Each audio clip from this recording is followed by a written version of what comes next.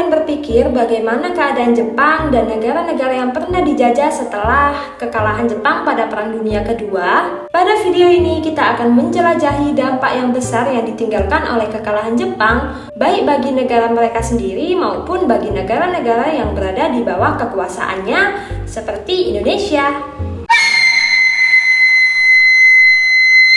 Setelah kekalahan Jepang dalam Perang Dunia Kedua, dunia menyaksikan perubahan dramatis yang tak hanya mempengaruhi Jepang sendiri, tetapi juga negara-negara yang pernah menjadi koloni atau wilayah jajahannya.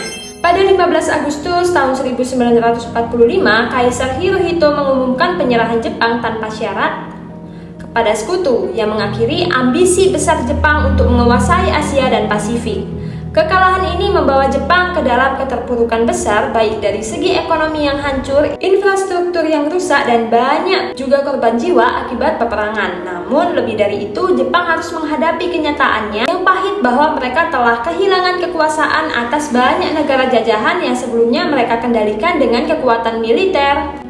Negara-negara yang pernah berada di bawah kekuasaan Jepang seperti Indonesia, Korea, Filipina, Malaysia, dan banyak wilayah dari Asia Tenggara mendapati diri mereka bebas setelah Jepang menyerah. Di Indonesia misalnya, Jepang yang datang menggantikan Belanda pada tahun 1942 justru memicu semangat kemerdekaan yang akhirnya mencapai puncak pada tanggal 17 Agustus 1945 dengan proklamasi kemerdekaan Indonesia. Begitu juga di Korea yang dibagi menjadi dua bagian setelah Perang Dunia Kedua, dengan Korea Utara yang diduduki oleh Uni Soviet dan Korea Selatan oleh Amerika Serikat. Mengarah pada terbentuknya dua negara yang saling bertentangan, namun bagi Jepang kekalahan ini bukan hanya membawa kehancuran fisik, tetapi perubahan drastis dalam tatanan politik dan sosial mereka. Jepang yang sebelumnya merupakan negara militeristik dengan kekuasaan absolut kaisar, kini harus menerima kenyataan sebagai negara yang diduduki oleh pasukan sekutu, khususnya Amerika Serikat. Amerika melakukan pembaruan besar-besaran di Jepang, mulai dari mendirikan pemerintahan demokratis hingga merombak konstitusi negara yang sebelumnya berbentuk monarki absolut.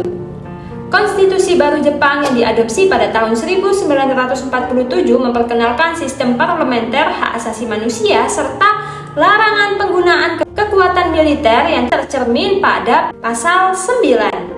Namun di balik kehancuran ini ada sebuah kebangkitan yang luar biasa. Dengan bantuan besar dari Amerika Serikat melalui program North South Plan, Jepang mulai membangun kembali ekonominya.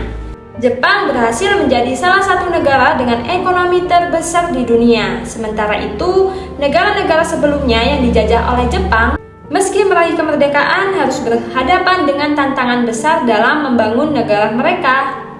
Proses dekolonisasi pasca Perang Dunia Kedua memberikan jalan bagi negara untuk menentukan nasib mereka sendiri, namun tidak tanpa hambatan dan perjuangan. Terima kasih telah menyaksikan video ini. Jangan lupa like, komen, dan subscribe agar tidak ketinggalan video menarik lainnya. Sampai jumpa di video selanjutnya.